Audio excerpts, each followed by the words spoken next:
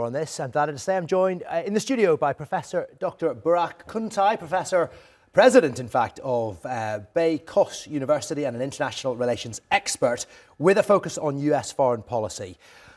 Plenty of ground to cover in this discussion. Where should we start? It seems fitting that we start on the Middle East, because clearly there will be great concern amongst the people of Palestine and indeed those in Lebanon as to what direction the United States will take after Donald Trump's election.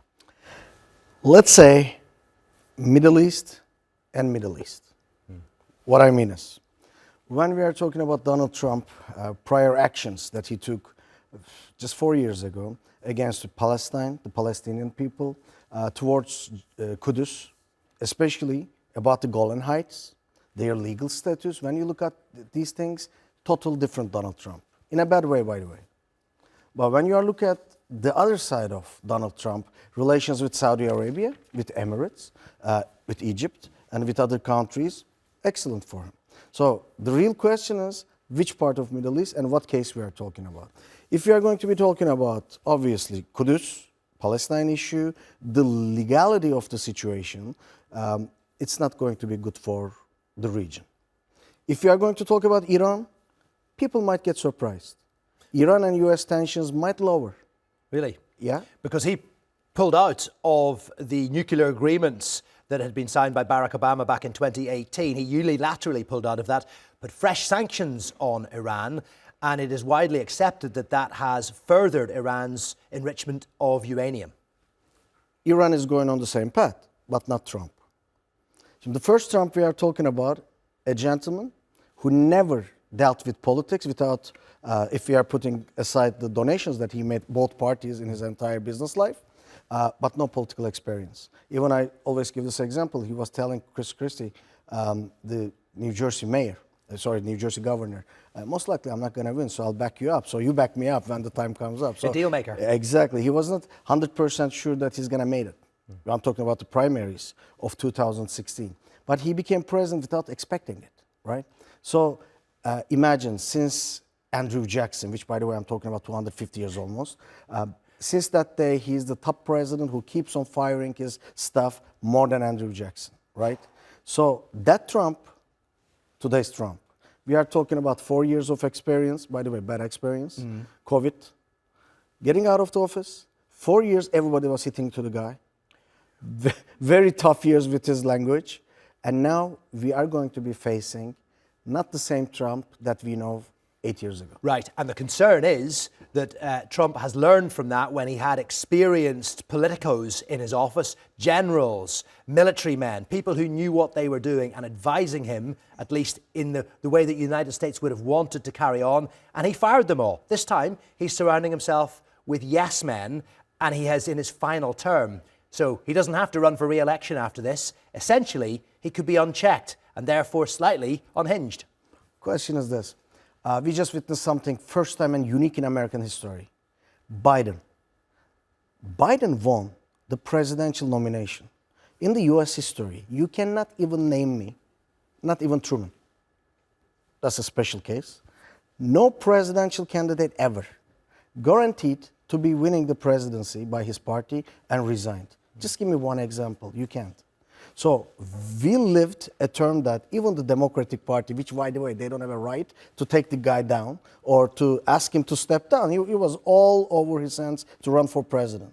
But what they made was pressure, and Biden out. The reason why I tell you is this. American system, you know it, I know it, a lot of people knows it.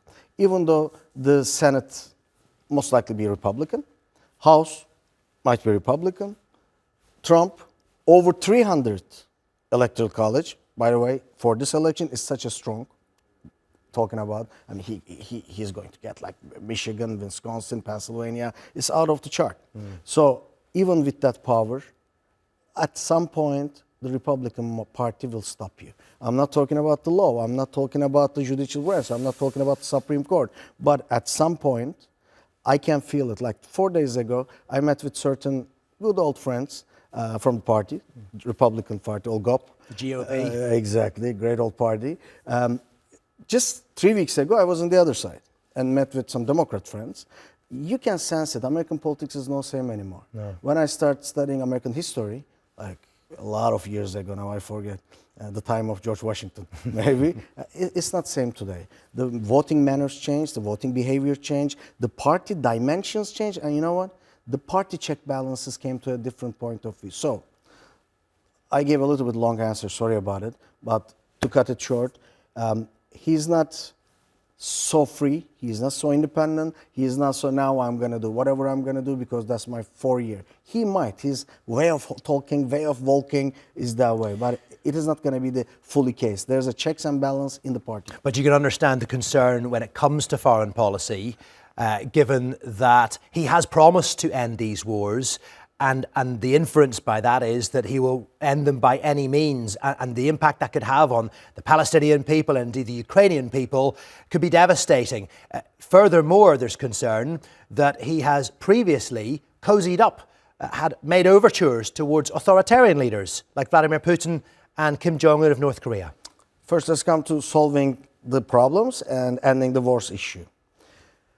Honestly, if you are just telling Zelensky, give your land and accept it, that's done deal. Donbas is now Russian. I accept it. They accept it. Now you have to accept it. That might end the war, but that's not peace. That's two different things. Not a just peace. Exactly. So the war might end due to the not getting a weaponry backup to Ukraine, but it's not peace. Let's come to our side. Kudüs. You might say, okay, we cheated, by the way. I'm moving it to Jerusalem from Tel Aviv, my embassy, or Golan Heights, the big disputed problem. Now it is all yours, Israel. You can say this because you're powerful, the other guy is powerful, and done deal. No, it is not. You are not bringing peace. You are just putting more fire, which is going to flame up in the upcoming future. So if you are talking about ending the wars, honestly, the way he's handling the foreign policy, if it keeps on going the same way, I don't think it's going to end up in a good way. Well, we will watch and wait with interest. Let's keep our fingers crossed and be optimistic when possible. Professor Dr. Burak Kuntay, pleasure to have you in the studio. Thanks very much. It's my pleasure. Indeed. Thank you.